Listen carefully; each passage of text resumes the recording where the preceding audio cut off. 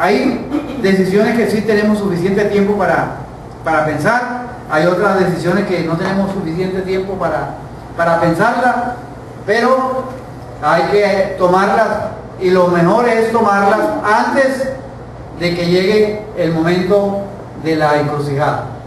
Es mejor tomar las decisiones antes, saber, ir preparados, si en el caso de carretera, tener un plano, un mapa en la mano y saber exactamente, o como el aparatico que usan ahora, ¿cómo se llama? GPS. Entonces ya usted con este aparatico le guía y lo orienta hacia dónde va.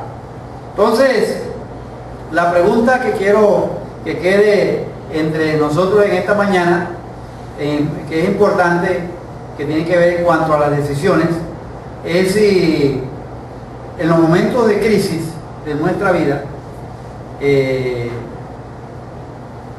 la pregunta que deberíamos hacernos es: ¿estamos caminando en la decisión correcta?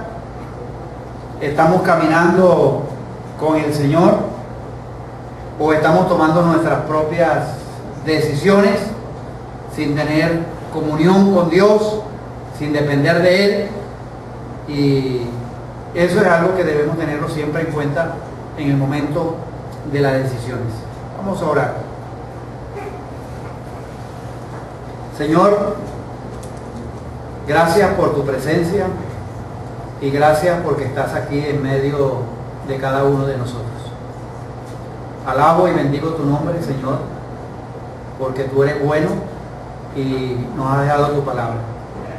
Y tu palabra contiene todo el consejo que nosotros necesitamos. Ayúdanos, Señor, en la toma de decisiones. Que a través de nuestras decisiones te honremos y te glorifiquemos. En el nombre de Jesús, amén.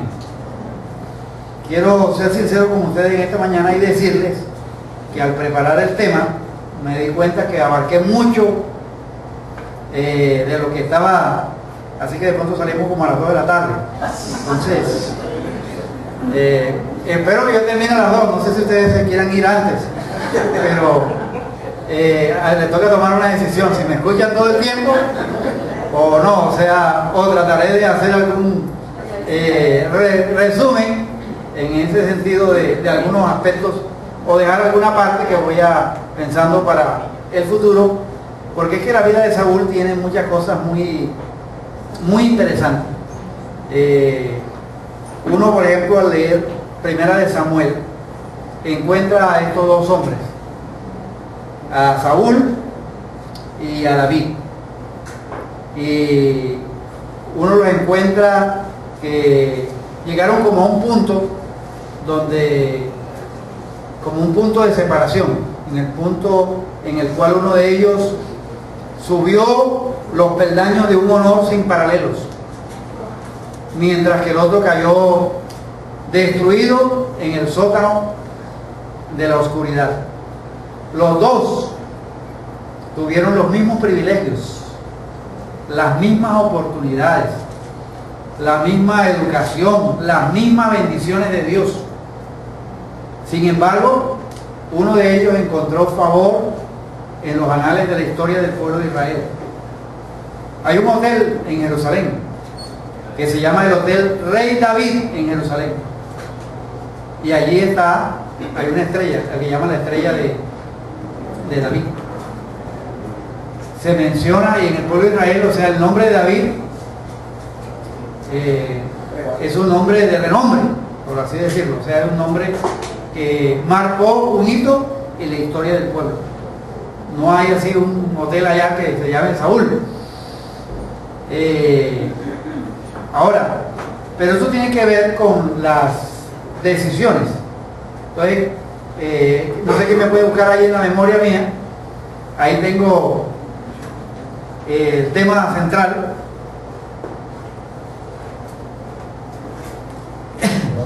Creo que está también guardado en los documentos de los archivos de ese computador. Se llama Comando Decisiones.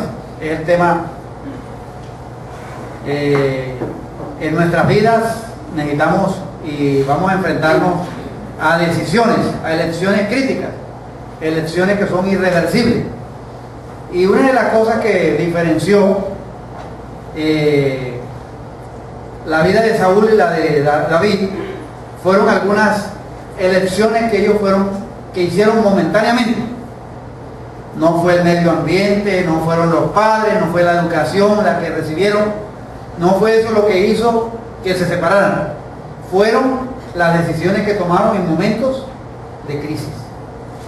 Así que cuando te llega a ti y me llega a mí el momento de decidir, eso marca la diferencia en nuestra vida. Antes de seguir con otras diapositivas, quiero darle algunos datos acerca de Saúl. La historia de Saúl comienza con una actitud del pueblo de Israel de querer tener un rey como las demás naciones. En otras palabras, el pueblo rechaza la dirección de Dios. El pueblo quiere tener un rey como lo tienen las demás naciones. Y van donde Samuel y le expresan ese deseo. Queremos tener un rey como todas las naciones. Samuel Dios le dice que vaya y hable con ellos y trate de persuadirlo. Trata de persuadir al pueblo de Israel, pero el pueblo de Israel está obstinado.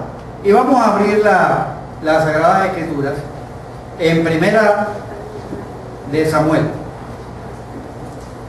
capítulo 8, para ir teniendo el ambiente de por qué es que se da lo del rey. Primera de Samuel, capítulo 8.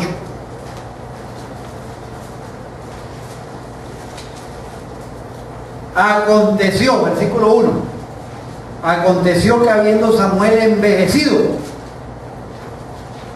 puso a sus hijos por jueces sobre Israel.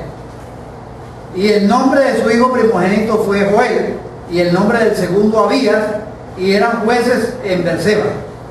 Pero no anduvieron los hijos por los caminos de su padre, antes se volvieron ante la avaricia, dejándose sobornar y pervirtiendo el derecho, como cosa rara hoy en día también.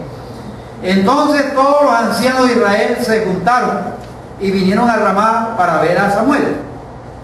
Y le dijeron: he aquí, ya tú has envejecido y tus hijos no andan en tus caminos.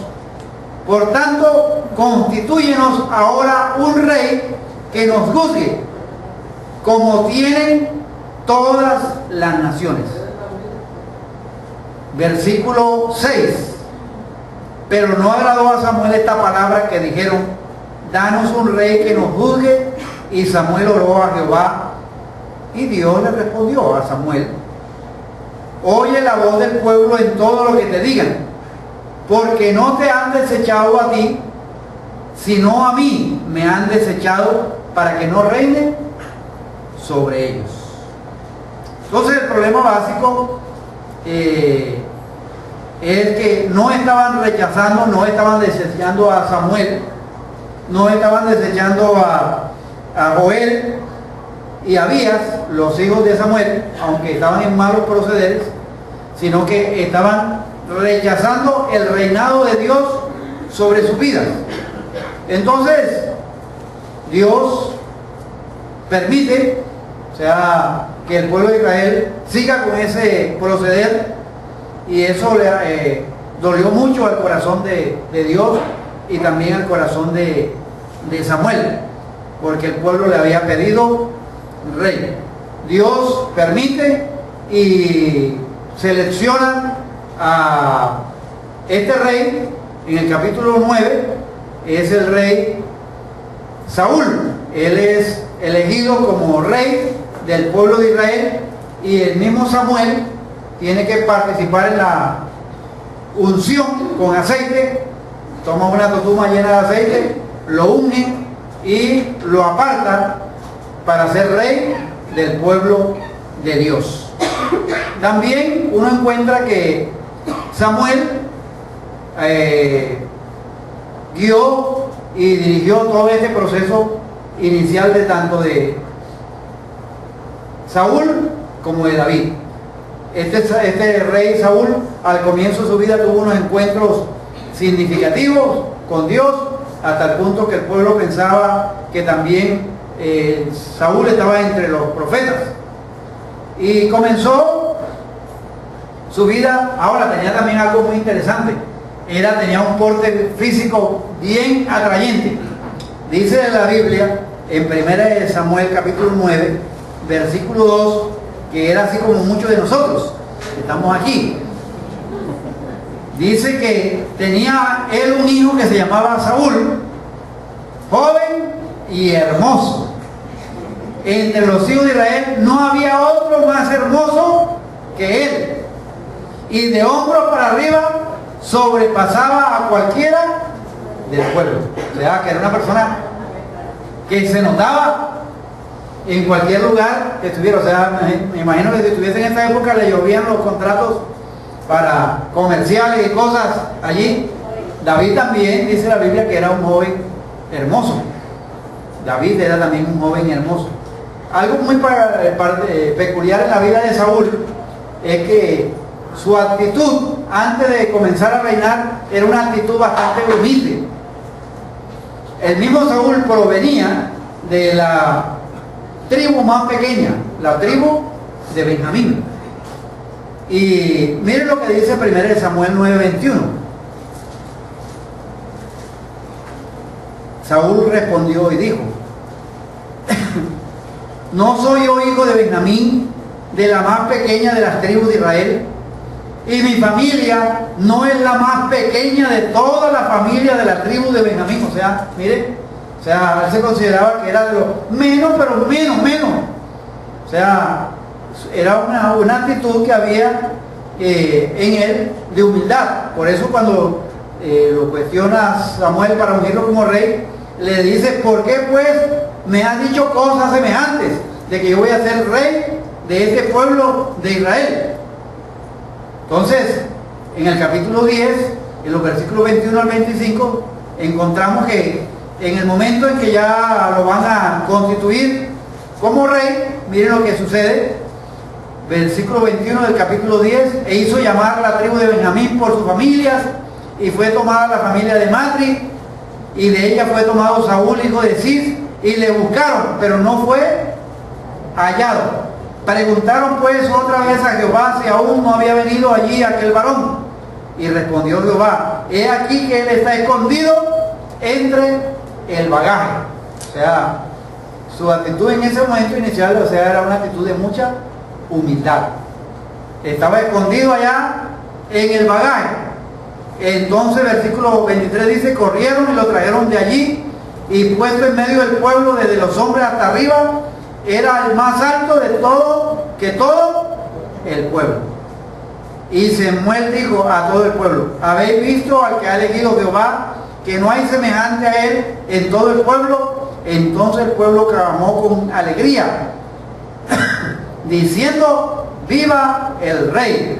Samuel recitó luego al pueblo las leyes del reino y las escribió en un libro, el cual guardó delante de Jehová. Entonces miren esos datos interesantes de los comienzos de la vida de Saúl. Saúl fue un hombre de gran talento, privilegiado, bendecido por Dios. Le dio esa hermosura, le dio esa estatura. El hecho de que fuera de la nación, del pueblo más pequeño, de la tribu más pequeña, de la familia más pequeña, eso no impidió el llamado de Dios. Pero nosotros también conocemos a veces personas en el ámbito político, en el ámbito deportivo, que vienen de un estrato bastante bajo, y Dios les da fuerza, Dios les da energía, Dios les da sabiduría, les da gracia, y los exalta y los pone en un lugar muy alto. A veces nosotros también conocemos a personas que empiezan la vida de la mejor manera, y los conocemos en la iglesia, llenos de capacidad, llenos de entusiasmo, con una personalidad vibrante, cuya vida en Cristo irradian a todo el mundo. Pero y uno dice: las circunstancias de ese hombre o de esa mujer están a su favor, todo va bien, y de un momento a otro empiezan a desaparecen, y comienzan los rumores de que había problemas matrimoniales, o que sucedieron cosas en la vida de esa persona que nadie quiere hablar, y entonces se pregunta qué pasó con Pedro, qué pasó con Josefina, qué ha pasado, y las cosas no son diferentes como en los días de Saúl. Hay personas que toman decisiones, y toman decisiones que influyen y determinan el curso de su vida. La gente debe tomar decisiones, y la vida depende de decisiones tomadas muchas veces en los momentos de crisis. Algunos sueltan las amarras del puerto de la mediocridad y navegan a nuevos mares para la gloria de Dios. Y hay otros que no toman decisiones, se atacan en bancos de arena y nunca dejan el puerto, se quedan allí.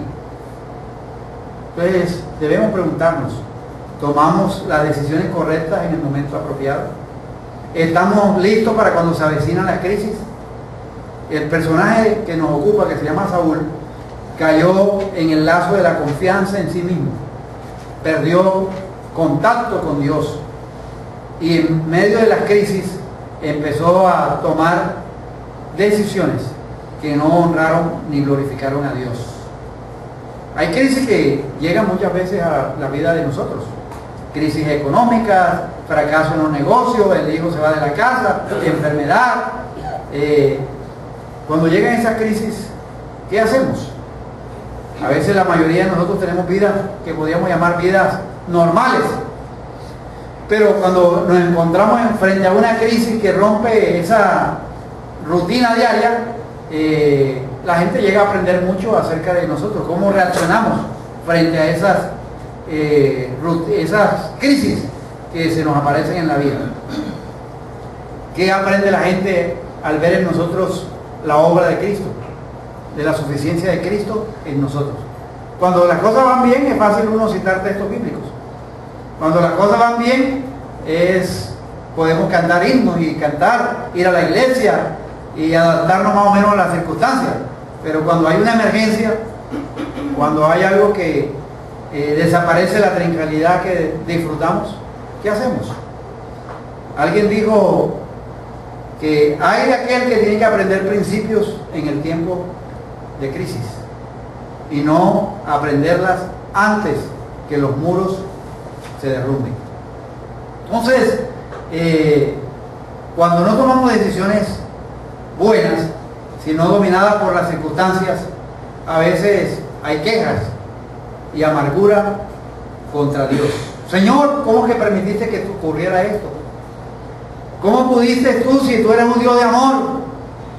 Señor, yo he sido fiel en la iglesia, yo he dado dinero para la nueva construcción. No puedes hacerme eso, Señor. Si me vas a pagar de esa manera, entonces no me dan ganas de hacer más nada. Y empezamos a tener unas reacciones allí que no son las mejores. En este momento de la vida de Saúl, cuando lo encontramos aquí en las Escrituras, vamos a ver algunas maneras en las cuales él respondió frente a las crisis. Ahora, vamos a mirar por lo menos 5 o 6, no me acuerdo si son 5 o 6. Carlos, por favor, ahí en PowerPoint, ahí está. Entonces, hay una primera decisión. Usted, para adelantarle un poquito acerca de la historia de Saúl, finalmente él termina suicidándose, y hay un fracaso y hay una necesidad en su vida.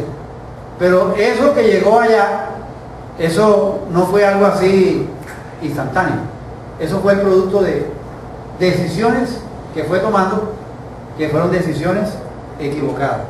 Y una de esas decisiones es la impaciencia. Y yo sé que muchos de nosotros sufrimos a veces de eso, de la impaciencia. Y la impaciencia va muy ligada a una palabra que es la palabra incredulidad. Y les voy a explicar por qué. Primera de Samuel, capítulo 13, nos narra la historia donde Saúl y sus hombres se preparaban para luchar contra el ejército filisteo. Capítulo 13 de Primera de Samuel.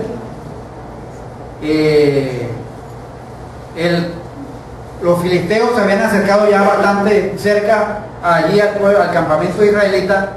La situación era tensa y Saúl estaba ansioso por comenzar el ataque.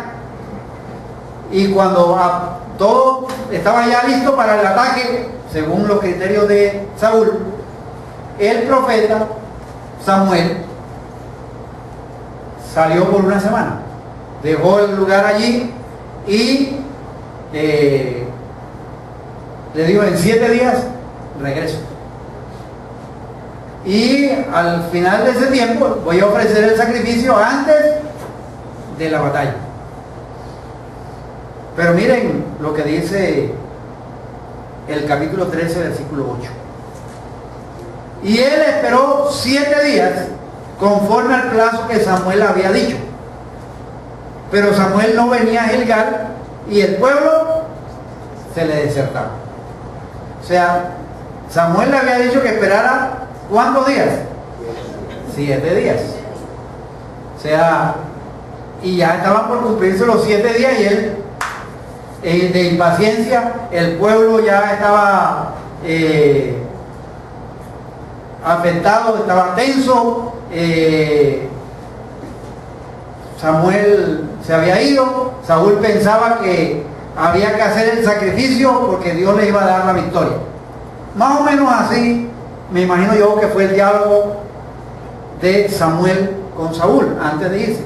Mira, Saúl, espera hasta que yo vuelva. Cuando yo regrese dentro de 7 días, vamos a ofrecer sacrificios a Dios y luego iremos a luchar. Dios nos dará la victoria. El mismo pueblo de Israel había visto en el capítulo 12 cómo Dios había enviado truenos y lluvias y había espantado a unos enemigos.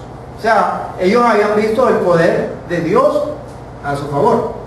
Entonces pasa el primer día, todos se estaban poniendo nerviosos, los capitanes le estaban informando a la tropa que la moral de los soldados estaba decayendo, y preguntaban si podían hacer algo, pero eso era el primer día. Saúl dijo: no, todavía hay que esperar. Pero pasó el segundo día, el tercero, el cuarto, el enemigo está cerca, está allá al otro lado de la montaña, los soldados están histéricos, hasta los animales están inquietos porque quieren salir a la batalla. Samuel al cuarto día no aparece, al quinto, al sexto no aparece. Por ahí al sexto algunos de los soldados deciden abandonar a Saúl y emprender el regreso al hogar. O sea, empiezan a desertar, mientras que el rey se impacienta más y más. Y algunos de pronto decían: ¿dónde está el viejo profeta? ¿Dónde estará Samuel?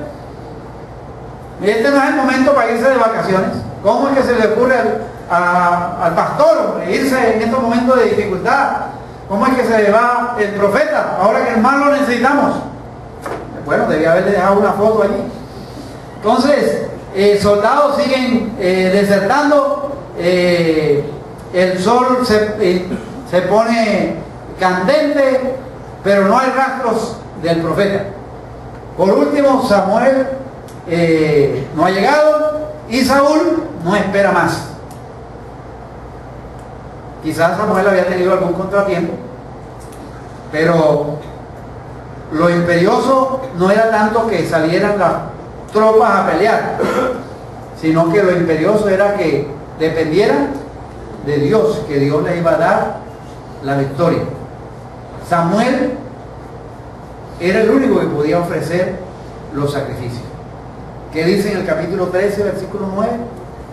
Entonces dijo Saúl: traedme holocausto y ofrenda de paz. ¿Y ofreció quién? El holocausto. La impaciencia.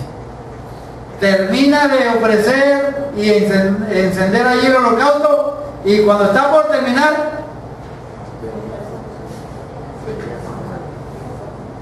y dice en el versículo 10: y cuando él acababa de ofrecer el holocausto, he aquí Samuel que venía. Y salió Saúl a recibirle, para saludarle. Salió al encuentro. Entonces la primera pregunta que le hace Samuel: ¿qué hiciste, Saúl? Pero miren cómo trata de justificar Saúl, versículo 11. Entonces Samuel dijo: ¿qué has hecho? Y Saúl respondió: porque vi que el pueblo se me desertaba y tú no venías dentro del plazo señalado y que los filisteos estaban reunidos en Mismas. Me dije: ahora descenderán los filisteos contra mí a Gilgal, y yo no he implorado el favor de Jehová. Entonces miren lo que dice: me esforcé pues y ofrecí holocausto. Me esforcé. O sea, de buena primera no reconoció que se había equivocado. Ay, Samuel, perdona, Samuel. Ay, Dios, perdona, porque me impacienté y tomé este asunto en mis manos cuando no me correspondía. Samuel, que no andaba con muchos rodeos para decir las cosas, le dijo al rey en los versículos 13 y 14: locamente has hecho, no guardaste el mandamiento de Jehová tu Dios que él te había ordenado. Pues ahora Jehová hubiera confirmado tu reino sobre Israel para siempre, mas ahora tu reino no será duradero. Jehová se ha buscado un varón conforme a su corazón, al cual Jehová ha asignado para que sea príncipe sobre su pueblo, por cuanto tú no has guardado lo que Jehová te mandó. Saben, las personas que están en posición de liderazgo tenemos mayor responsabilidad que aún los mismos creyentes. ¿Se acuerdan ustedes de Moisés en Números capítulo 20? Que Dios le dijo que le hablara a la peña, y por el acoso y la desesperación que tenía la gente, lo que hizo Moisés fue que le pegó unos palazos a la peña, y eso le impidió a Samuel entrar a Moisés, a la tierra prometida. O sea, la responsabilidad que tenemos las personas que están en liderazgo. Saúl era el rey de Israel, y esa función de ofrecer holocausto no era función del rey. La función del rey era llevar el pueblo a la batalla y guiarlo y dirigirlo en otros asuntos, pero no en esos asuntos. Después de que Samuel le asesta ese golpe a Saúl, uno ve que cómo las decisiones empiezan a influir. Quizás usted y yo podemos decir esta mañana: pero lo que hizo Saúl no ha sido tan terrible. Al fin y al cabo, ¿quién mandó a Samuel que Samuel viniera y se demorara? Solamente trató de adelantarse un poquitico. Fue cuestión de horas, de minutos. No es el enemigo lo estaba acosando, ahí estaba el enemigo, y eso era real. Había llegado el séptimo día y el profeta no daba señales de vida. ¿Qué hizo Saúl?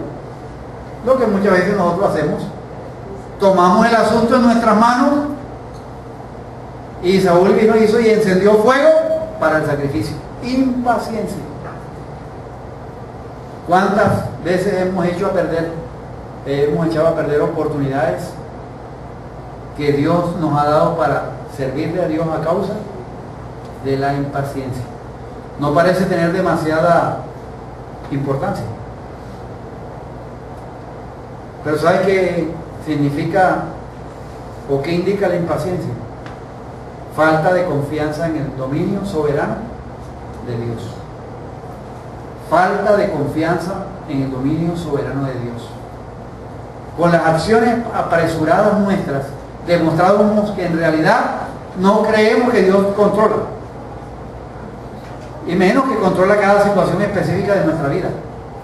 Así que por eso la impaciencia es sinónimo de incredulidad, porque llegamos a pensar y a creer que Dios ha perdido el control sobre nuestra vida, o que a Él no le importa lo que nos acontece. Y uno llega al punto de decir, no, esto va para un desastre, así que tengo que tomar acciones, voy a tener que hacer algo. Si el Señor no puede hacer nada, yo sí puedo. Yo tengo educación, tengo experiencia, aquí voy. Y me lanzo. Chachi y yo hemos visto a través de los años a muchas parejas, a muchas familias que han caído en la trampa de la paciencia.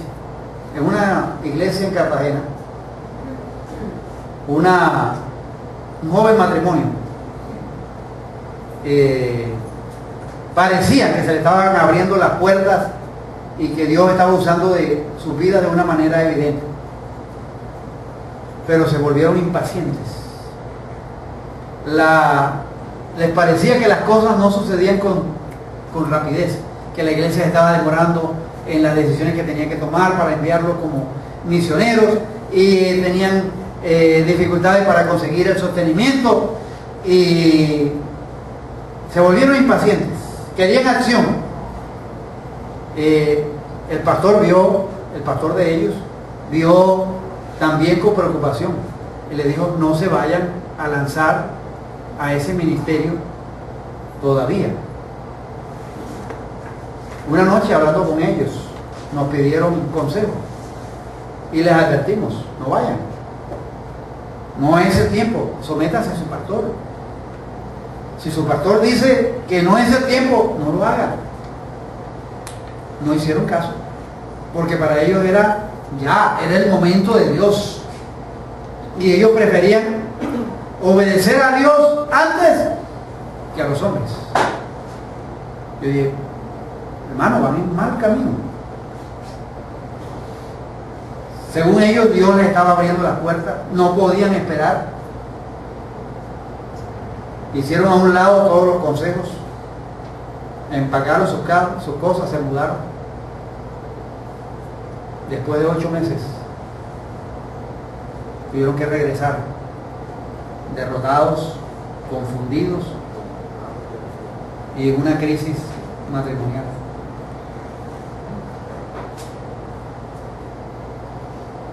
¿Qué pasó? Impaciencia. No esperaron el momento de Dios. Después esperaron, yo supe después que esperaron por lo menos 4 años allí en la iglesia. O sea, volver otra vez, o sea, con luchas y con dificultades y toda cuestión, esperaron 4 años y Dios, con la bendición de la iglesia, se fueron a un lugar y Dios los bendijo y los dio. Dios señala los momentos indicados,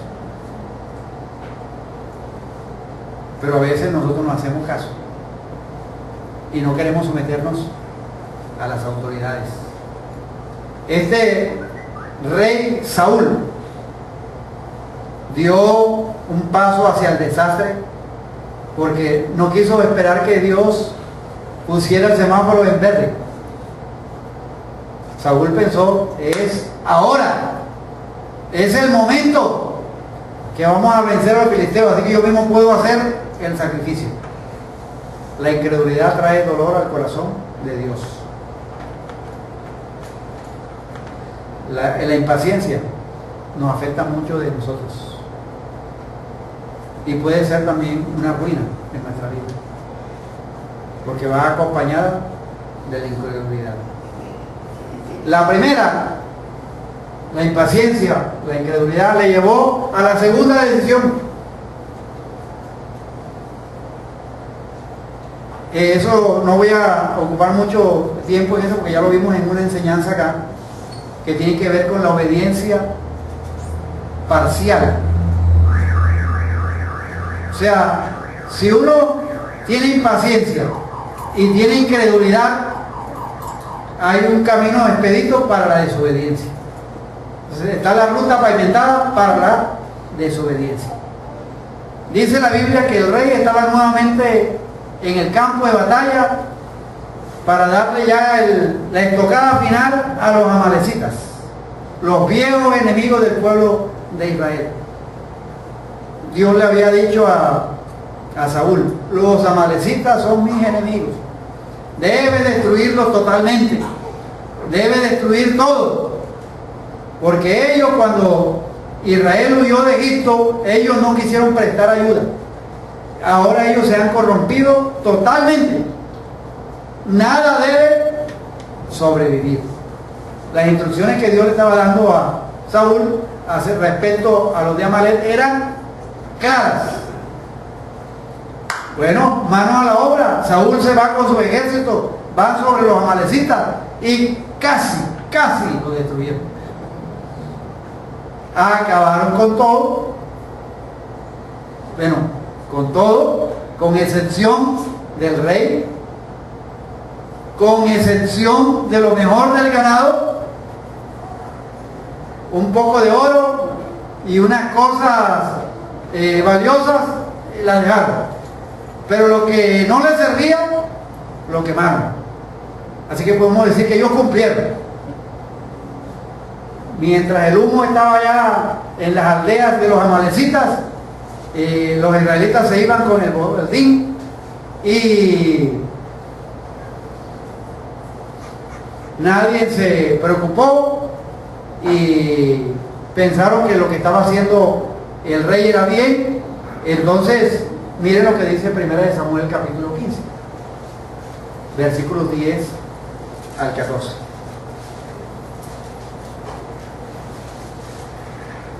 No, 1 Samuel capítulo 15, versículo 10. Gracias, Tavo. Lee, por favor. 1 Samuel 15, 10 al 14.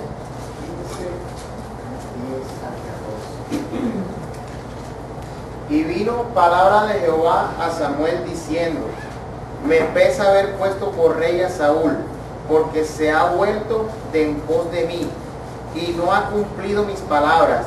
Y se apesadumbró Samuel, y clamó a Jehová toda aquella noche. Madrugó luego Samuel para ir a encontrar a Saúl por la mañana, y fue dado aviso a Samuel diciendo: Saúl ha venido a Carmel, y he aquí se levantó un monumento, y dio la vuelta y pasó adelante y descendió a Gilgal. Vino pues Samuel a Saúl, y Saúl le dijo: bendito seas tú de Jehová, yo he cumplido la palabra de Jehová. Samuel entonces dijo: pues qué balido de ovejas y bramido de vacas es este que yo oigo con mis oídos. Y Saúl... Hasta ahí. 14. Gracias. He cumplido la palabra de Jehová. Así que Samuel, no venga otra vez aquí a dañarme la fiesta, porque parece ser que de pronto ya Saúl veía a Samuel como el aguafiesta. O sea, después de ese triunfo allí con la malecita, cuando lo ve allí, se levanta y lo que le dice: bendito seas tú de Jehová, yo he cumplido la palabra de Jehová. O sea, como mejor dicho, adelantándose: yo no he hecho nada sino lo que Dios me dijo. Samuel tenía como el oído bien afinado, y Samuel escucha, pero ¿qué es ese balido de ovejas y bramido de vacas que yo oigo con mis oídos? Tenía un buen oído. O sea, de pronto alguno de nosotros hubiera pasado por desapercibido eso. Hay algunos de nosotros que hasta nos desafinamos hasta tocando el timbre. Entonces, pero Samuel tenía un buen oído, escuchó, y allí sabía. Por eso es la pregunta, el por qué, de dónde es ese ruido que yo estoy escuchando. Ahora, Samuel no hubiera considerado eso como desobediencia si Saúl hubiera dicho: mira, Samuel, no tuve el valor de matar a los amalecitas, no pude, era una tarea bastante horrible, sangrienta, yo no pude hacer eso, y menos al rey, que me miró con una cara de lástima. ¿Cómo era que yo iba a matar a ese rey? O sea, me miró con esa cara, o sea, de tristeza. No, yo no pude hacerlo. sino que él sale a decir, yo hice lo que me fue ordenado, con algunas excepciones. O sea, no fue una insubordinación, no se reveló abiertamente, fue una obediencia parcial. Obediencia parcial. No cumplió con todas las instrucciones. Y eso es lo que pasa con muchos de nosotros, que muchas veces nosotros obedecemos, pero obedecemos a medias. Señor, pero tú sabes que es casi obediencia. Es casi obediencia, Señor, o sea, le faltó feo.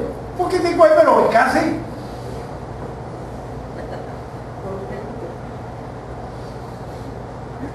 Samuel le dijo a Saúl, lo que tú hiciste es rebelión. Uy, o sea, le puso el nombre que era, rebelión. O sea, uno podría decir, pero eso no es una descripción muy exagerada. Por lo menos así creyó Saúl, que era exagerado lo que estaba diciendo el profeta Samuel. Yo no me rebelé. Mira, Samuel, yo cumplí con la misión. Maté a los amalecitas, incendié la ciudad, no guardamos una ovejita y unas vacas, perdonamos la vida del rey, pero eso no es para tanto, no seas tan extremista, Samuel. ¿Por qué te pones así tan radical, Samuel? El Señor le había dicho, destruya todo. No era Saúl el que debía decidir qué se iba o no se iba a hacer. O sea, el Señor no le había pedido que evaluaran o interpretaran sus órdenes. Había dicho que obedecieran. Mire lo que dice 1 Samuel 15, 17 al 19. Por favor, Raúl. 15, 17 al 19. Y Saúl respondió, de Amalec los han traído, porque el pueblo perdonó lo mejor de las ovejas y de las vacas para sacrificarlas a Jehová tu Dios, pero lo demás lo destruimos. Entonces dijo Samuel a Saúl, déjame declararte lo que Jehová me ha dicho esta noche. Y él respondió, di.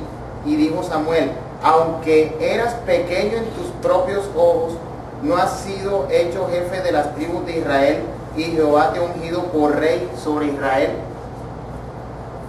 Al 19. Y Jehová te envió en misión y dijo, ve, destruye a los pecadores de Amalec y hazle guerra hasta que los acabes. ¿Por qué, pues, no has oído la voz de Jehová, sino que vuelto al botín has hecho lo malo ante los ojos de Jehová? A veces el pecado, nosotros le podemos dar una explicación y le podemos dar una interpretación. Para Dios era desobediencia. Para Saúl era una obediencia parcial. Era desperdiciar, exactamente. Para Dios, has hecho lo malo ante mis ojos. Cuando Samuel confronta al rey desobediente, seguramente hubo pesar en la voz del profeta. Pesar de Samuel y tristeza de Dios. Mira, Dios había escogido a Saúl entre todas las tribus de Israel, aunque era pequeño, ahí era insignificante a sus propios ojos.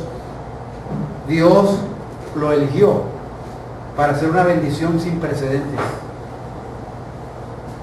Yo me imagino a Samuel pensando, Dios mío, yo cuando derramaba el aceite sobre su cabeza, estaba derramando honor y privilegio, estaba indicando separación.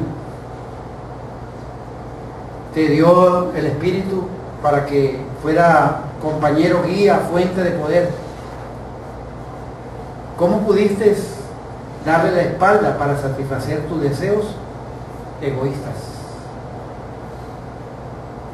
Samuel era un hombre que siempre no andaba con rodeos para decir a los reyes su pecado. Saúl por su lado, era alguien que acomodaba la palabra de Dios a sus propios planes. Era tan engañoso que se engañaba a él mismo y no se daba cuenta. Y a veces hay personas que son así tan mentirosas que se echan ellos mismos la mentira y ellos mismos se la creen.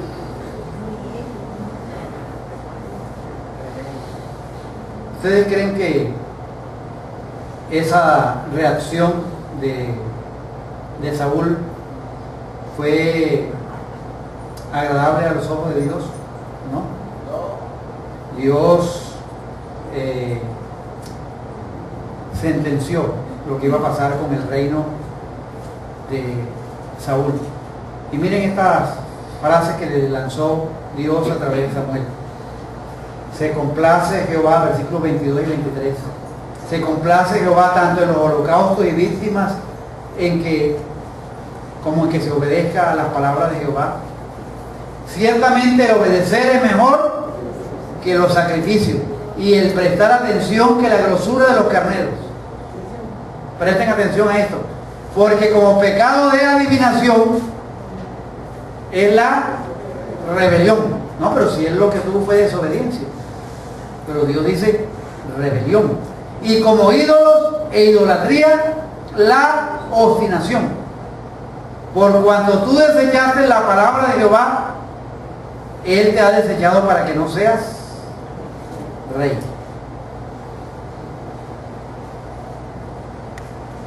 Viene ya en descenso. Ahora, hay pecados que a veces nos resultan atractivos y hay pecados que ya no los queremos llamar pecados, sino pequeños deslices. Señor, no ha sido una desobediencia, sino un pequeño desliz. Algunos dirían, bueno, yo nunca iría a un espectáculo de striptease, pero ver un poquito de pornografía, eso no le hace mal a nadie, siempre y cuando yo tenga el control en la mano.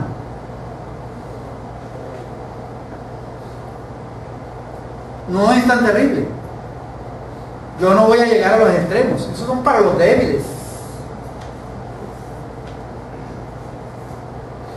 Obediencia parcial. Empezamos a ceder centímetros aquí, cedemos medio metro allá, y cuando ya nos venimos a dar cuenta, estamos lejos del camino verdadero. Hemos perdido la comunión con Dios y hemos perdido la guía y la dirección de Dios. El reino de Saúl fue revocado. Saúl terminó en oscuros senderos sin salida, senderos equivocados. ¿Por qué la obediencia o la desobediencia? Porque no hay tal obediencia parcial. O se obedece o se desobedece. Así lo describe Dios. Ahora, ¿por qué es que la Biblia lo compara allí en el pasaje que leímos con la rebelión?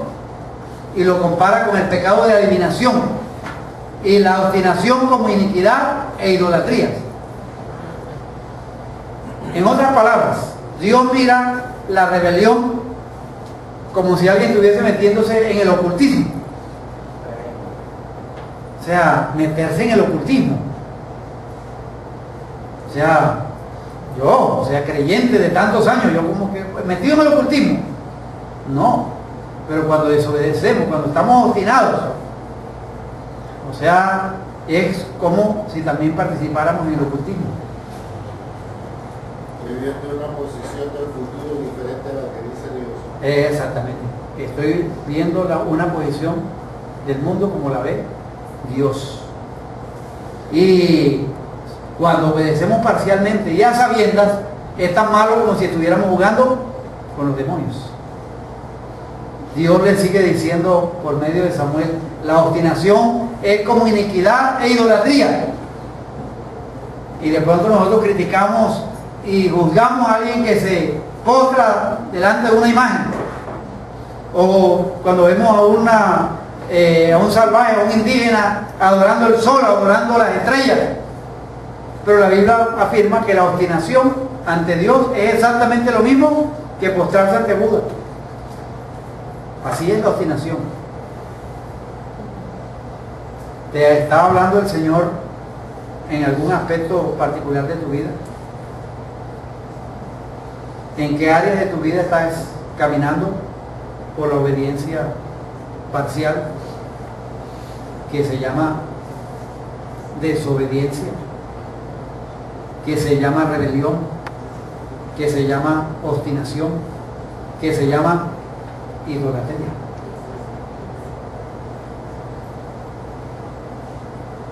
Está la impaciencia, la incredulidad, y ahí junto con eso está la desobediencia. Todavía tenemos 2 horas.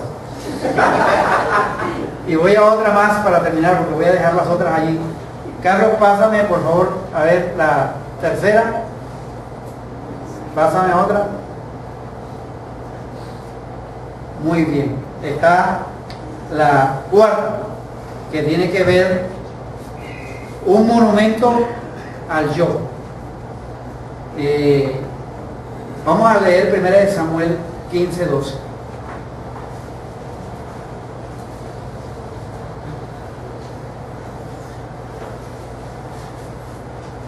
Madrugó luego Samuel para ir a encontrar a Saúl por la mañana.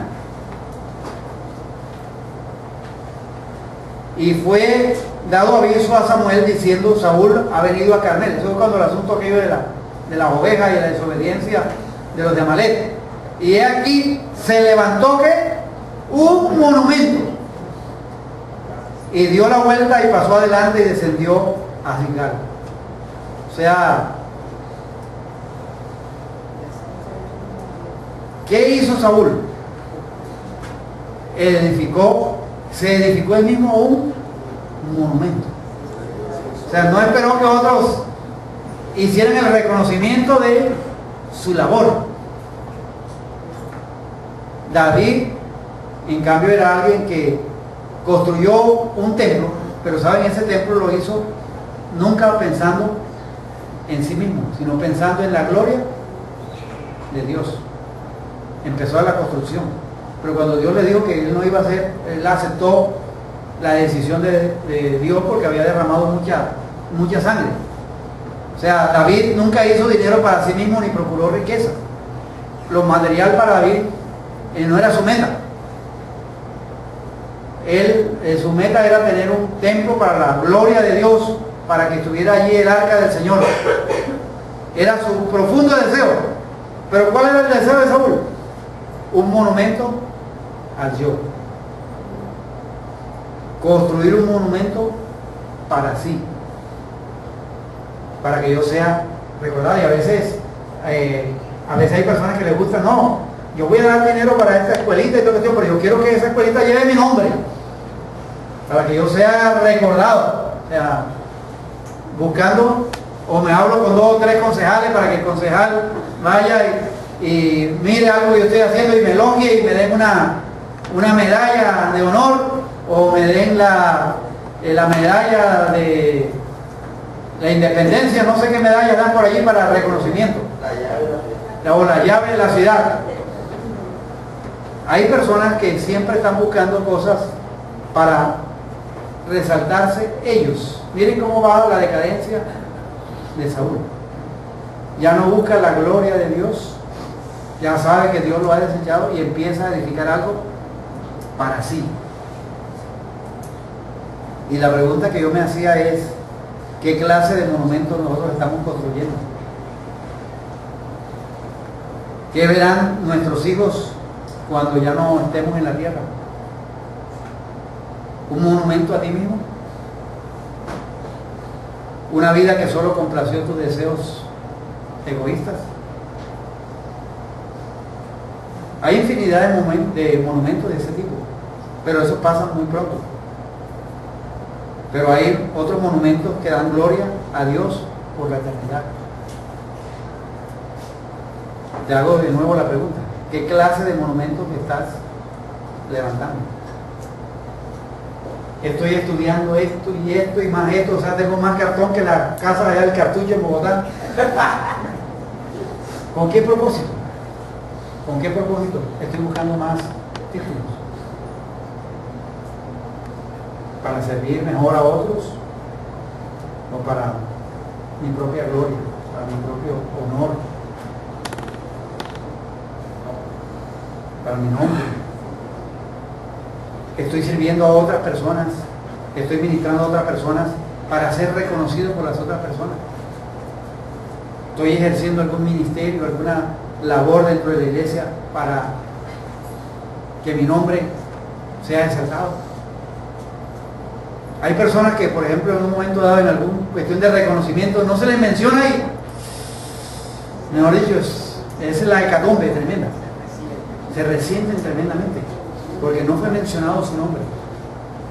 ¿Estás construyendo un monumento para tu nombre o para el nombre de Dios? Recuerden que no se trata de nosotros, se trata de Dios. Saúl, impaciencia, junto con la incredulidad, obediencia parcial, que es igual a desobediencia, obstinación, rebeldía e idolatría, y monumento al yo, exaltación del ego. ¿Cómo estamos nosotros delante de Dios? Dios es un Dios grande que quiere su honra y su gloria debida a su nombre. Y a veces nosotros fácilmente podemos centrar la gloria en nosotros. Como un hombre que era de la tribu más pequeña, de la familia más pequeña, como un hombre que permanecía por allá, que quería estar como en el anonimato, allá escondido, como es dañado por el poder, pero dañado por la toma de decisiones. Tomó decisiones desastrosas. Y no fue una, que no fueron 2, 3, 4, y muchas decisiones. No fue que Dios, porque cualquier cosita ya Dios lo desechó. No. Es que constantemente en la vida de Saúl había algo, y eso se llama el orgullo y la autosuficiencia. A veces dicen que el cura no se acuerda cuando era sacristano o monaguillo. Y era a veces cuando personas, Dios por su gracia y su misericordia le lleva a ciertos lugares, se olvidan, o sea, de dónde Dios los llamó. O sea, se olvidan completamente de su gente, o sea, y pasa con los políticos, y pasa con líderes religiosos, y pasa con en diferentes factores de la ciudad sucede eso, o sea, personas que se olvidan de sus raíces y se llenan de orgullo, de autosuficiencia. Yo puedo, yo soy capaz. Con Dios hacemos proezas. Pero una cosa terrible es cuando Dios nos da la espalda por nuestra continua desobediencia y decisiones equivocadas. Que Dios nos ayude a tomar buenas decisiones. Decisiones basadas en los principios de la palabra de Dios. Por eso es importante leer diariamente las Escrituras, meditar en ellas. Por eso es importante participar en los grupos de apoyo, en la escuela de discipulado, en los grupos familiares. Importante cuando tenemos cursillos, tenemos capacitaciones, porque allí encontramos el consejo de Dios. Hoy no tenemos a Samuel, que Samuel puede llegar podía llegar a Saúl y decirle, mira, esto y esto, así tal. Pero gracias a Dios tenemos el Espíritu Santo en nuestras vidas, que nos redarguye. Tenemos la palabra de Dios, que al mirarnos en ella como un espejo, nos muestra tal como somos. Pero la intención del espejo, al menos eso lo veo yo muy común en los espejos, que los espejos simplemente te muestran una imagen, pero tú tienes que tomar una decisión. O te queda tal como el espejo te mostró, o te haces unos arreglos. Si no, dígamelo las damas, ¿cierto? Y algunos caballeros también. El espejo nos muestra la imagen allí de cómo estamos, pero toca tomar decisiones. O me afeito, o me echo por aquí un poquito de bronceador, o esto por aquí por allá. Y bueno, las mujeres ahí tienen una lista, tienen un bolso ahí.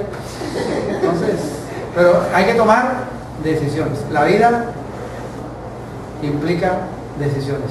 Hay unas decisiones que no tienen mucha trascendencia, hay otras decisiones que son de gran repercusión. Y decisiones que tomamos ahora tienen efectos muchas veces para lo largo de nuestra vida. Por eso que Dios nos ayude a tomar decisiones buenas, decisiones correctas. Otro domingo de esto seguimos con la otra parte de Saúl. Pero creo que es importante saber que independientemente de donde hayamos nacido, la bendición de Dios ha estado con nosotros. Por ejemplo, yo no me avergüenzo de donde nací. Yo nací en un pueblo, no, ese no es un pueblo, es una finca. Se llama Coquibacoa, en el lago de Maracaibo. Ahí nací en una finca, la finca Los Limonzones. O sea, me aparece a veces ahí porque eso estuvo en litigio entre Venezuela y Colombia. Pero la gracia de Dios, o sea, ha sido suficiente para mí. Yo he visto la maravilla, la misericordia de Dios. Y Dios siempre me ha ayudado, y aunque no todas las veces uno toma buenas decisiones, siempre he procurado tomar decisiones que vayan conforme al deseo de Dios. Entonces, que Dios nos ayude a todos nosotros a tomar buenas decisiones. Colóquense de pies.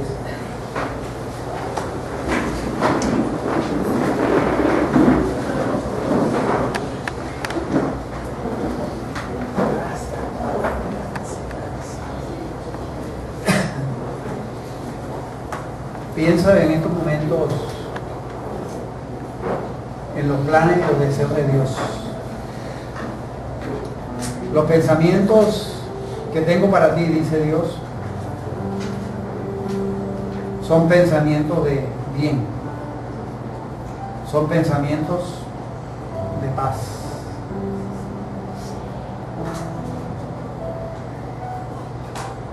Dios nos ha bendecido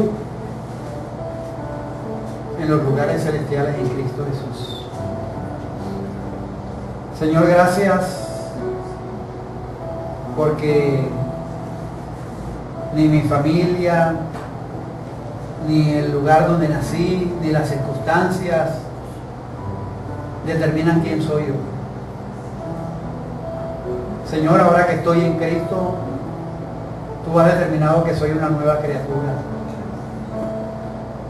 que las cosas viejas pasaron y aquí todas son hechas nuevas, y que me has sentado en lugares celestiales juntamente con Cristo, que me has dado la mente de Cristo, que has provisto el Espíritu Santo para guiarme, que has provisto la muerte del Señor Jesucristo en la cruz del Calvario para tener poder sobre el pecado del mundo y Satanás.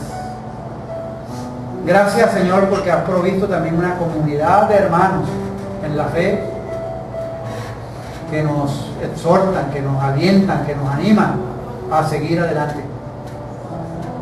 Pero sobre todo, Señor, gracias por proveer esta palabra tuya escrita, Señor, para guiarnos, para tomar decisiones que te honran y te glorifican, Señor. Padre, líbranos de decisiones equivocadas. Tú dices en tu palabra que en la multitud de consejeros hay sabiduría. Ayúdanos, Señor, a no ser impacientes y precipitados en la toma de decisiones. Señor, ayúdanos a obedecerte totalmente. Y ayúdanos, Señor, a que todo lo que hagamos sea para tu honra y tu gloria. Señor, gracias por el registro de esta vida en las Escrituras. Gracias porque podemos aprender de estos ejemplos que están en la Escritura, que comenzaron bien, pero se fueron apartando, Señor, lentamente de los caminos tuyos.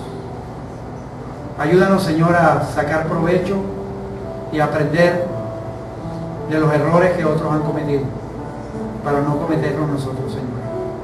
Gracias por tu bendición. Gracias por ser tus hijos. Y gracias por el futuro maravilloso que tú tienes para los que te aman. Y que todas las cosas, Señor, que nos suceden, Señor, nos ayudan para bien. Muchas gracias por tu presencia. En el nombre de Jesús. Amén. Amén. Que Dios nos siga guiando y dirigiendo a tomar decisiones buenas. Que Dios nos guarde.